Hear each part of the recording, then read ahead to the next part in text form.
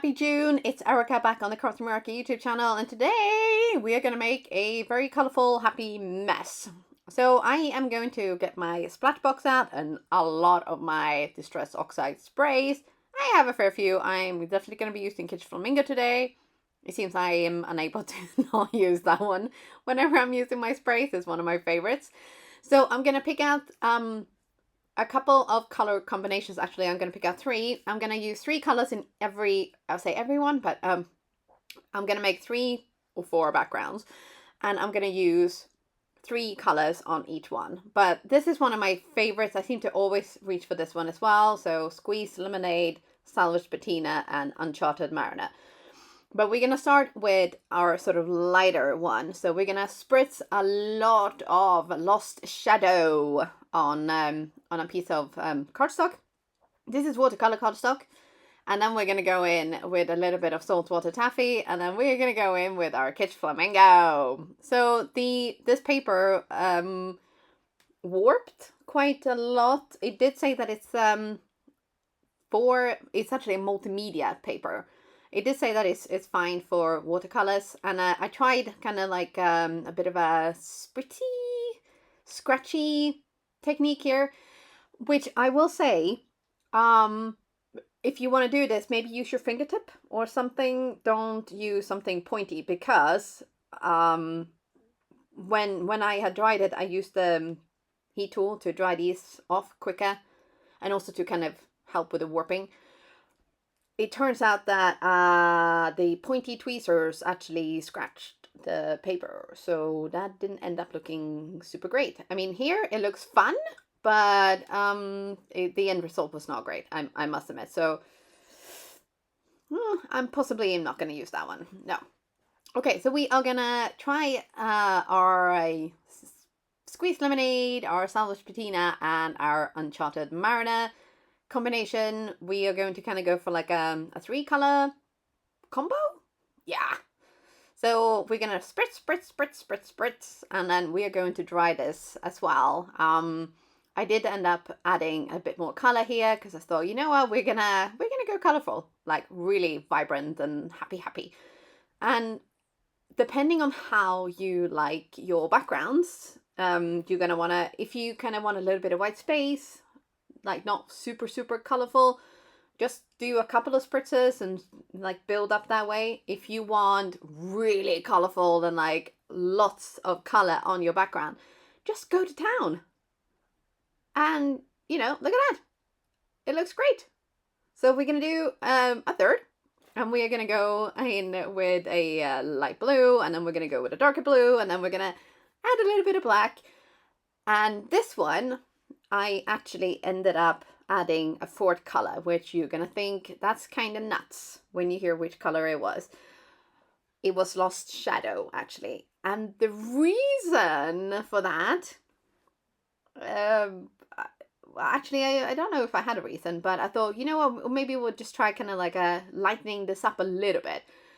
It ended up really cool, actually, like a kind of marbled effect. So this one, although I haven't actually finished it in the video, as in, you know, for a card, this is something that I will definitely try again because it ended up really cool. Oh, and I did spritz a little bit of Salty Ocean again on top, just to kind of like really get it nice and blue. But it just, hello, look at that, really cool, right? I might try the micro glaze thingy on top of that one to make it really shiny. Yeah. Oh, and don't forget to clean up your fingers before you move on to the next step.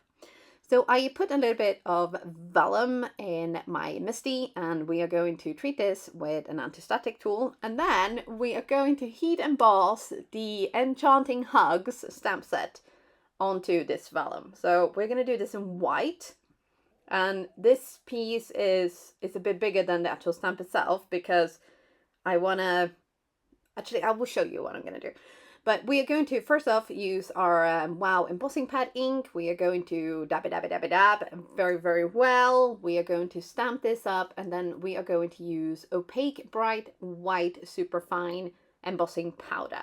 And we're going to pour this all over our panel very carefully, Now, if you're smart, you will stop right here and you will slide a piece of paper under your panel instead of trying to be careful and gentle like I am here. Yeah, do as I say, not as I do, people. Okay, so that's the one little takeaway from my videos. Usually it is, don't look at just what's happening on screen, actually listen to the words, because this is what I should have done to begin with. Put that piece of paper underneath first, and then, you know, put the powder on top. Now, here is a super important tip when it comes to heat embossing on vellum. You have to take your time. Yes, don't just try to go all over the whole thing in one go. You will end up with very buckled and warped vellum. So this is in real time. So you can see I'm going in just a few seconds here and there. We're going to go back. We're going to go in again. We're going to go back. We're going to go in again. And the reason we're doing this is because vellum is very, very sensitive to heat. And you might have wondered as well, what's up with the thingy in the back? This is a cork trivet. So I have found that when I'm heat embossing, if I use that behind, I get a lot less warping with just normal paper as well. Yeah. So we're going to move on here. We are going to figure out which of these backgrounds is going to work. And you know what? I think actually the pink one would have worked, and maybe that would have covered up the like scratchiness of the background. Maybe I'll make one like that as well. But what we're going to do now is we are going to take double-sided tape and we are going to cover the whole of the back. Yes, because one thing that can be quite tricky is adding adhesive to vellum without it showing through. So what we're going to do, we're going to cover the whole thing. Yes. So if you line up your pieces of double-sided tape so that they practically go like right next to each other, and then we're going to press this down onto our background, nobody will be none the wiser. Yes, they will think, what magic and sorcery is this? How have you done this? And you can sit back and think, yes, I have a little magic trick, I do. But yes, this is it. There's really no kind of like complex thing. It is literally double-sided tape. Put that on all of your background, and then you just put it down wherever you want onto your background, press down, make sure that it's all adhered. And also you might want to make sure that your background is completely dry as well before you do this. Yes. And then we're going to trim. We're going to trim off all of the excess pieces. And this ended up being not a normal kind of card size. I think it was something like 6 inches by maybe 5 and a bit, something like that, or 4.5. It's really not a normal size, but it doesn't matter because I wanted the whole stamp pretty much in. So I did trim off a tiny bit of the edges there, and maybe I should have stopped a bit sooner, but I didn't.